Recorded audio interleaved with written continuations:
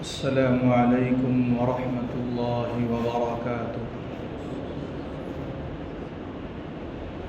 الحمد لله رب العالمين، والصلاة والسلام على سيدنا محمد سيد الأولين والآخرين محمد وآله وصحبه أجمعين. أما بعد فأعوذ بالله من الشيطان الرجيم. بسم الله الرحمن الرحيم. والذين جاهدوا فينا لنهدينهم سبلنا. صدق الله العلي العظيم. وقال سيدنا ومولانا محمد صلى الله عليه وسلم: من مات ولم يغز ولم يحدث به نفسه مات على شعبة من نفاق، أو كما قال عليه الصلاة والسلام. اللهم صل على محمد وعلى آل محمد كما تحب وترضى عدد ما تحب وترضى. قابل صد احترام بزرگوں، نوجوان بھائیوں اور کلمہ گو ساتھیوں، 15 اگست اس ملک میں بسنے والے تمام انسانوں کے لیے خوشی کا دن ہے، اس لیے کہ یہ وہ دن ہے جس دن ہمارے ملک کو آزادی کی دولت نصیب ہوئی،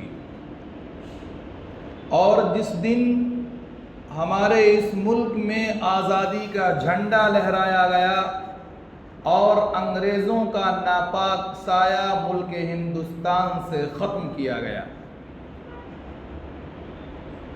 15 اگست کے موقع پر ہمیں اپنے بزرگوں کی قربانیوں کو یاد کرنا چاہیے، ان کو خراج عقیدت پیش کرنا چاہیے۔ مسلمانوں نے اور خاص طور پر علماء نے اس ملک کی آزادی کے لیے جو قربانیاں دی ہیں، ان قربانیوں کا تذکرہ کرنا چاہیے، ان کو بیان کرنا چاہیے۔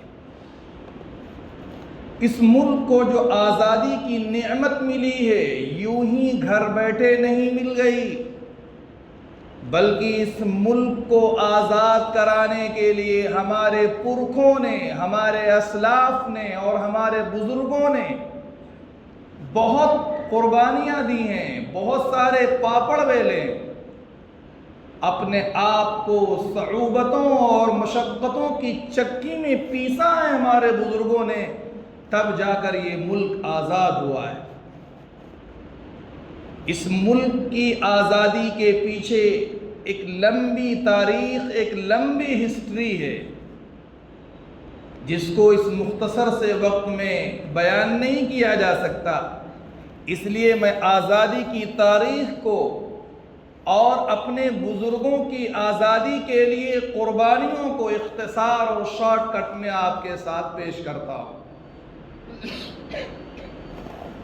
1770 کے قریب جب انگریزوں نے ہندوستان کے اندر ایسٹ انڈیا کمپنی کے نام سے ایک کمپنی قائم کی، جس کا مقصد وہ لوگوں کو بتاتے تھے تجارت اور بزنس، لیکن کمپنی کا مقصد تجارت اور بزنس نہیں تھا، بلکہ بزنس تو ایک ٹائٹل تھا۔ ملک کے اندر کمپنی قائم کرنے کا اصل مقصد، اصل پرپز یہ تھا کہ ہندوستان پر دھیرے دھیرے قبضہ جمایا جائے اور ہندوستان پر حکومت کی جائے۔ چنانچہ کمپنی کے قائم ہونے کے چند روز کے بعد جب کمپنی نے اپنے بالوں پر نکالنے شروع کیے اور انگریزوں نے دھیرے دھیرے ملک ہندوستان پر قبضہ جمانا شروع کیا، تو اس وقت شیر ہندوستان، ایک مجاہد، ایک بہادر انسان، سلطان ٹیپو کی شکل میں انگریزوں کے مقابلے کے لیے اٹھ کھڑا ہوتا ہے۔ فین چلا وہ مرد مجاہد بھانپ گیا کہ اگر ان انگریزوں کے ناپاک سائے کو ختم نہیں کیا گیا اور ان کے پیروں میں بیڑیاں نہیں ڈالی گئیں تو یہ ہندوستان کو تباہ و برباد کر دیں گے۔ چنانچہ سلطان ٹیپو جو کہا کرتا تھا شیر کی ایک دن کی زندگی گیدڑ کی 100 سالہ زندگی سے بہتر ہے، وہ مرد مجاہد انگریزوں کے خلاف میدان میں آ جاتا ہے، انگریزوں کے خلاف لڑنا شروع کر دیتا ہے، ان سے مقابلہ آرائی کے لیے اپنی تمام تر کوششیں لگا دیتا ہے۔ بالآخر یہ مرد مجاہد لڑتے لڑتے اپنوں کی غداری کی وجہ سے 1799 میں 1799 میں سرنگا پٹنم میں جام شہادت نوش کر لیتا ہے۔ اس مرد مجاہد کی شہادت کے بعد اس شہید کی لاش پر کھڑے ہو کر انگریز نے کہا تھا کہ آج سے ملک ہمارا ہے، کیونکہ انگریز اپنی راہ میں سب سے بڑا روڑا اور کانٹا ٹیپو سلطان کو سمجھتے تھے۔ وہ یہ سمجھتے تھے کہ اگر ٹیپو زندہ ہے ہم ہندوستان میں حکومت نہیں کر سکتے ہیں، ہم ہندوستان پر قبضہ نہیں کر سکتے ہیں۔ اس لیے جب ان کا خواب شرمندہ تعبیر ہوا تو انگریزوں میں خوشی کی لہر دوڑ گئی اور انہوں نے سلطان ٹیپو کی شہادت کے بعد یہ اعلان کر دیا کہ آج سے ملک ہمارا ہے۔ یعنی مطلب ان کا یہ تھا کہ اب ہمارا مقابلہ کرنے والا، ہم سے آنکھ میں آنکھ ڈال کر بات کرنے والا، ہمارے قدموں کو روکنے والا کوئی نہیں ہے۔ 1799 میں جب انگریزوں نے یہاں کے علاقے کو سر کر لیا تو اب انہوں نے اپنے قدم دھیرے دھیرے دہلی کی طرف بڑھانا شروع کر دیے، اور تقریباً 3 یا 4 سال کے بعد ٹیپو سلطان کی شہادت کے بعد انگریزوں نے اپنا نشانہ دہلی کو بنایا، اور 1803 میں جا کر انگریزوں نے دہلی میں اپنا ڈیرا ڈال دیا۔ دہلی میں انہوں نے ظلم و ستم کے پہاڑ ڈھائے، مسجدوں کو مسمار کرنا شروع کر دیا، مدرسوں کو ختم کرنا شروع کر دیا، جو بھی مسلمان کے لباس اور شباہت میں پایا جاتا اس کو انہوں نے جیلوں میں ڈالنا شروع کر دیا۔ ہر طرح کے ظلم و ستم کو انگریزوں نے دہلی کے اندر روا رکھا۔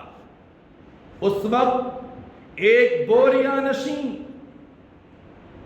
دور اندیش عالم شاہ عبدالعزیز محدث دہلوی رحمت اللہ علیہ کی شکل میں اٹھے اور انہوں نے انگریزوں کے خلاف فتویٰ جاری کیا، اور حضرت نے اپنے فتوے میں لکھا، 1803 میں حضرت نے فتویٰ جاری کیا کہ آج سے ہندوستان دار الحرب ہو چکا ہے، ہر مسلمان کے لیے انگریزوں کے خلاف جہاد کرنا، انگریزوں کے خلاف جنگ کرنا، سینہ سپر ہو کر ان کا مقابلہ کرنا فرض ہو چکا ہے۔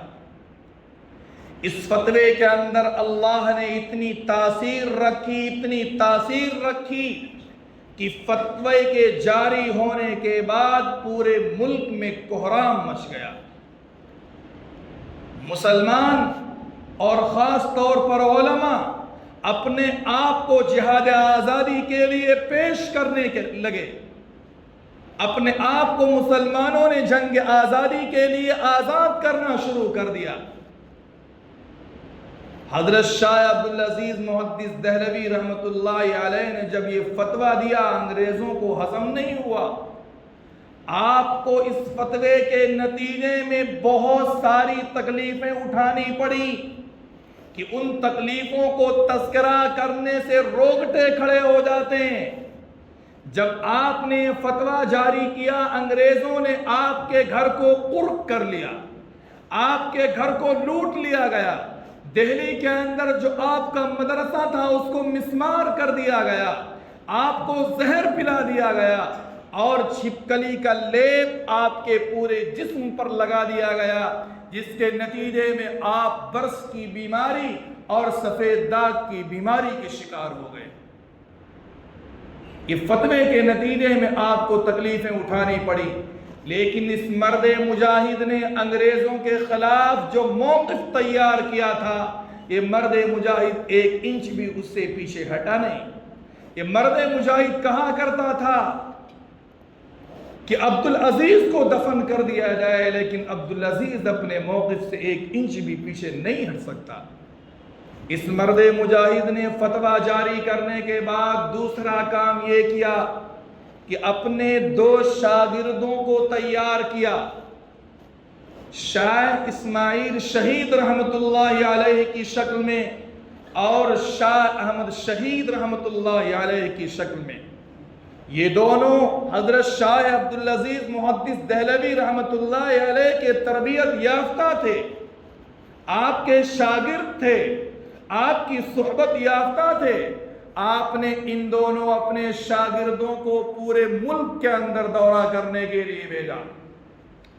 یہ دونوں شاگرد پوری خوشی کے ساتھ، ہمت و جرأت کے ساتھ پورے ملک کا دورہ کرنے کے لیے نکل گئے۔ یہ دونوں شاگرد کلکتہ گئے، یہ آسام گئے، یہ لکھنؤ گئے، جہاں تک یہ دونوں شاگرد جا سکتے تھے انہوں نے پورے ملک کا دورہ کیا، اور ان لوگوں کو انہوں نے جہاد آزادی کے لیے تیار کیا جن تک فتوے کا پیغام نہیں پہنچا تھا۔ ان کے دلوں کے اندر آزادی کی چنگاری کو ان بزرگوں نے بیدار کیا، اور پوری طاقت و قوت کے ساتھ 300 افراد کے ہمراہ ان دونوں بزرگوں نے انگریزوں کے خلاف بالا کوٹ میں جنگ کی۔ 300 افراد کے ساتھ انہوں نے انگریزوں کے خلاف جنگ کی، لڑائی کی، لیکن یہ تحریک ناکام ہو گئی، اور یہ دونوں افراد بالا کوٹ کے میدان میں جو آج پڑوسی ملک کا حصہ ہے وہاں پر شہید ہو گئے۔ ان دونوں بزرگوں کی قبریں آج بھی وہاں موجود ہیں۔ 1831 میں یہ جنگ ہوئی تھی انگریزوں سے بالا کوٹ کے میدان میں۔ یہ تحریک تو دفن ہو گئی، ختم ہو گئی، لیکن ہمارے اسلاف اور ہمارے بزرگوں نے ہمت نہیں ہاری۔ جب یہ تحریک ختم ہوئی، ہمارے دوسرے اکابر، دوسرے بزرگ، حضرت حاجی امداد اللہ مہاجر مکی رحمت اللہ علیہ، حضرت مولانا قاسم نانوتوی رحمت اللہ علیہ، حضرت مولانا رشید احمد گنگوہی رحمت اللہ علیہ، اور حافظ ضامن شہید رحمت اللہ علیہ، 1831 کے بعد بزرگان دین کا یہ قافلہ اٹھا، اور ان بزرگوں نے جنگ آزادی کے لیے، اس ملک کی فریڈم کے لیے کوشش کرنا اور کام کرنا شروع کیا۔ یہ بزرگان دین، یہ ہمارے اکابر کوشش کرتے رہے، پلاننگ اور منصوبے بناتے رہے، یہاں تک کہ ان بزرگوں نے اپنے رفقا کے ہمراہ 1857 کی جنگ آزادی لڑی۔ لیکن 1857 کی جنگ آزادی نے مسلمانوں کے پاس ہتھیار کم تھے، وسائل کم تھے، افراد کم تھے، اس لیے بدقسمتی سے اور افراد و وسائل کی کمی کی وجہ سے اس دوسری جنگ میں بھی مسلمانوں کو ناکامی ہوئی۔ 1857 میں انگریزوں کو فتح حاصل ہوئی۔ جب انگریزوں کو 1857 میں فتح حاصل ہوئی تو انگریزوں نے انتقام لینا شروع کیا۔ 1857 کے بعد ملک ہندوستان پر انگریزوں کو مکمل طور پر قبضہ حاصل ہو گیا۔ ان کی حکومت پوری زور اور طاقت کے ساتھ ہندوستان کے اندر قائم ہو گئی۔ جب ان کی حکومت قائم ہوئی، انہوں نے مسلمانوں کو اور زیادہ پریشان کرنا شروع کیا۔ ایک نان مسلم مورخ اور ہسٹری لکھنے والا لکھتا ہے کہ 1857 کے بعد انگریزوں نے 5 لاکھ مسلمانوں کو پھانسی دیا تھا۔ 5 لاکھ مسلمانوں کو۔ یہ مسلمان کی تاریخ ہے۔ آج ہم کو حاشیے پہ رکھ دیا گیا۔ 1% مسلمانوں کی قربانیاں ایکسیپٹ کی جاتی ہیں۔ ورنہ ہم کو تو غدار وطن کہا جاتا ہے۔ ان عقل کے اندھوں کو معلوم نہیں کہ ہمارے بزرگوں نے ملک کے لیے لڑنا اس وقت شروع کیا تھا جب ان کی ماں نے ان کو جنا بھی نہیں تھا، ان کو آزادی کے بارے میں کچھ پتہ ہی نہیں تھا۔ اس وقت سے ہمارے آباء و اجداد، ہمارے اسلاف ملک کے لیے لڑتے چلے آ رہے ہیں۔ ہم نے تو بہت ساری قربانیاں اس ملک کے لیے دی ہیں۔ جب گلستان کو خون کی ضرورت پڑی، جب گلستان کو خون کی ضرورت پڑی، سب سے پہلے ہی گردن ہماری کٹی، پھر بھی کہتے ہیں ہم سے یہ اہل چمن، یہ چمن ہے ہمارا تمہارا نہیں۔ یہ کیسا برتاؤ ہے مسلمانوں کے ساتھ کہ ان کی تاریخ کو بھلا دیا گیا ہے، ان کی تاریخ کو مسخ کر دیا گیا ہے، ان کی تاریخ کو مٹا دیا گیا ہے اور ان کو غدار وطن کہا جاتا ہے۔ 1857 کے بعد انگریزوں نے کانوینٹ اور اسکول قائم کی، اور جو بچے کچے مسلمان تھے ان کے بچوں کو انہوں نے عیسائی بنانے کی کوشش کی، اور انہوں نے نعرہ لگایا کہ اپنے بچوں کو ہمارے اسکولز میں، ہمارے کانوینٹس میں بھیجو، ہم فری پڑھائیں گے، فری لکھائیں گے، فری کھلائیں گے، فری ڈریس دیں گے۔ ہمارے اکابر تھے، ہمارے بزرگ تھے، انہوں نے انگریزوں کا ہر محاذ پر مقابلہ کیا اور ہر طرح سے مقابلہ کیا۔ ہمارے اسلاف کو چاہے جتنی قربانیاں دینی پڑی، چاہے جتنی تکلیفیں اٹھانی پڑی، لیکن ہمارے بزرگ پیچھے نہیں ہٹے۔ جب انگریزوں نے یہ نعرہ لگایا ہم فری پڑھائیں گے، فری کھلائیں گے، فری ڈریس دیں گے، اور انہوں نے یہ نعرہ بھی لگایا کہ ہمارا مقصد یہ ہے کہ اس ملک میں رہنے والے لوگ رنگ و نسل کے اعتبار سے تو ہندوستانی ہوں، لیکن ذہن و دماغ اور فکر کے اعتبار سے وہ انگریز ہوں اور عیسائی ہوں۔ ہمارے بزرگوں نے دارالعلوم دیوبند قائم کیا 1866 میں یا 1867 میں، اور وہی نعرہ لگایا جو حکومت نے لگایا تھا۔ حکومت اگر فری کا نعرہ لگاتی تو بات سمجھ میں آتی تھی، لیکن دارالعلوم دیوبند کا قیام عمل میں آیا۔ ایک انار کے درخت کے نیچے وہ مدرسہ قائم کیا گیا اور وہی نعرہ لگایا جو انگریز حکومت نے لگایا تھا۔ مدرسے والوں نے نعرہ لگایا ہم فری کھلائیں گے، فری پڑھائیں گے، فری ڈریس دیں گے، اپنے بچوں کو ہمارے مدرسے میں بھیجو۔ اور ہمارے بزرگوں نے یہ بھی نعرہ لگایا کہ ہماری کوشش یہ ہے کہ ہندوستان میں رہنے والے لوگ رنگ و نسل کے اعتبار سے تو ہندوستانی ہوں، لیکن ذہن و دماغ اور فکر کے اعتبار سے اسلامی ہوں۔ دارالعلوم دیوبند کا قیام عمل میں ایسی حالت میں آیا ہے۔ دارالعلوم دیوبند جو اصل میں قائم کیا گیا تھا وہ پڑھنے پڑھانے کے لیے قائم نہیں کیا گیا تھا، پڑھنا پڑھانا تو اس کا دوسرا مقصد تھا۔ اصل مقصد جس کے لیے دارالعلوم دیوبند قائم کیا گیا تاکہ 1857 میں مسلمانوں کو جو ناکامی ہوئی ہے اس کی تلافی کی جا سکے، یعنی ایسے افراد تیار کیے جا سکیں، ایسے رجال تیار کیے جا سکیں جو اگلی جنگ میں انگریزوں کا سینہ سپر ہو کر مقابلہ کر سکیں اور ملک کو انگریزوں کے ناپاک سائے سے آزاد کرا سکیں۔ اس لیے وہ مدرسہ قائم کیا گیا تھا، اور اتنے اخلاص کے ساتھ وہ مدرسہ قائم کیا گیا تھا کہ آج اسی اخلاص کی برکت ہے کہ اس ادارے کے پڑھنے والے، اس ادارے کے فضلاء، اس ادارے کے فارغین پوری دنیا میں کام کر رہے ہیں، ملک کے چپے چپے میں کام کر رہے ہیں۔ میں بھی الحمدللہ اسی ادارے کا پڑھا ہوا ہوں۔ ہمارے بزرگوں کا وہ اخلاص تھا۔ دنیا کا کوئی ملک ایسا نہیں ہے جہاں دارالعلوم دیوبند کا پڑھا ہوا کام نہ کر رہا ہو، جہاں دارالعلوم دیوبند کا فاضل دین کی خدمت نہ کر رہا ہو۔ بالآخر یہ سب کام ہوا، 1857 کی ناکامی ہوئی، لیکن ہمارے اسلاف ہمت نہیں ہارے۔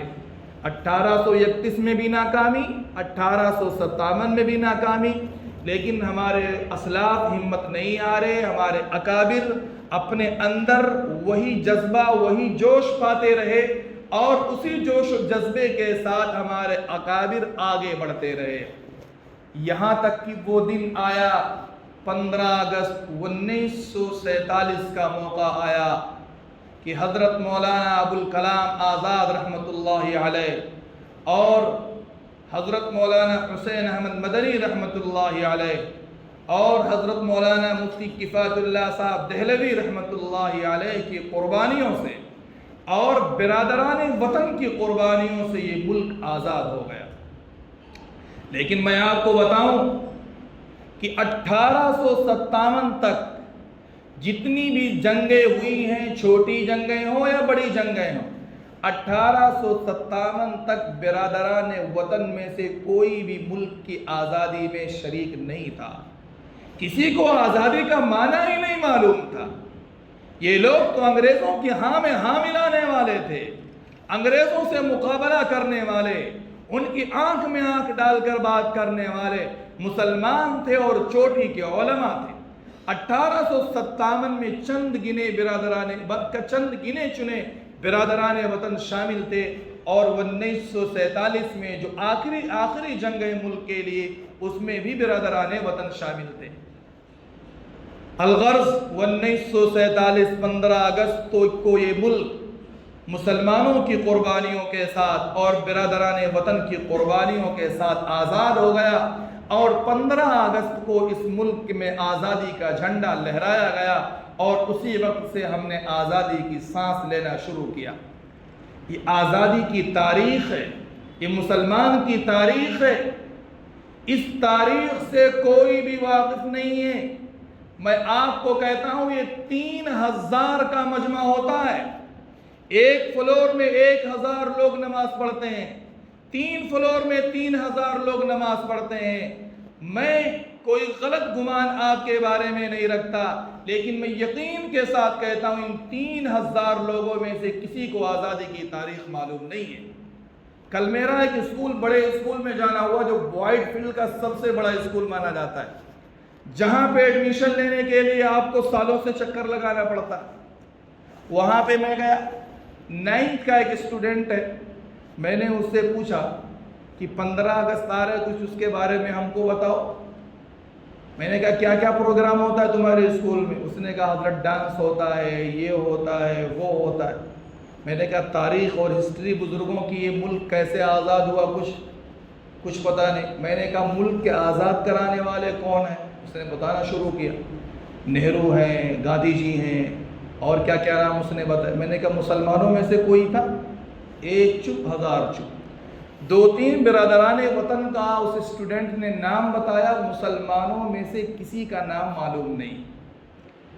میرے بھائی میں بڑے درد کے ساتھ کہتا ہوں، اگر ہم آزادی کی تاریخ سے واقف نہیں ہیں اور ہم نے اپنی نسل کو، اپنے بچوں کو ہم نے آزادی کی تاریخ سے واقف نہیں کرایا، میری بات کو آپ ڈائری میں نوٹ کر لیجئے، آنے والے 10-20 سال کے بعد آپ پر وہی دور آئے گا جو انگریزوں کے دور میں مسلمانوں پر اور برادران وطن پر ہندوستان میں گزر رہا تھا۔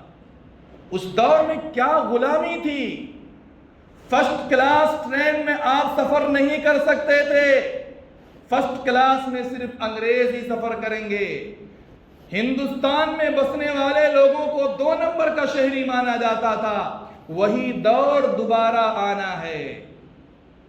اگر ہمیں تاریخ نہیں معلوم کوئی کچھ بھی بیان کرے گا، لیکن اگر ہم کو ملک کی آزادی کی تاریخ معلوم ہے، ہمارے بزرگوں نے کیا قربانیاں دی ہیں وہ قربانی ہم کو معلوم ہے، ہمارے بچوں کو ملک کی آزادی کی تاریخ معلوم ہے، ہمارا بچہ کہہ اٹھے گا کہ نئی ملک کی آزادی میں سب سے زیادہ قربانی ہمارے پرکھوں نے دی ہے، ہمارے اسلاف نے دی ہے۔ اس لیے خود بھی واقف ہونا ضروری ہے اور اپنے بچوں کو، اپنی نسل کو بھی ملک کی آزادی کی تاریخ سے واقف کرانا ضروری ہے۔ اب سوال یہ ہے کہ واقف کیسے کرائیں، ان بچوں کو آزادی کی تاریخ کیسے بتائیں، یہ ملک کیسے آزاد ہوا، اس بات سے ان کو کیسے روشناس کرائیں۔ تو اس کا طریقہ یہ ہے کہ ملک کی آزادی کی تاریخ کے سلسلے میں جو کتابیں لکھی گئی ہیں ان سے استفادہ کر کے انگریزی میں، ہندی میں، کنڑ میں مختصر کتابیں تیار کی جائیں اور وہ کتابیں طلباء کو پڑھائی جائیں۔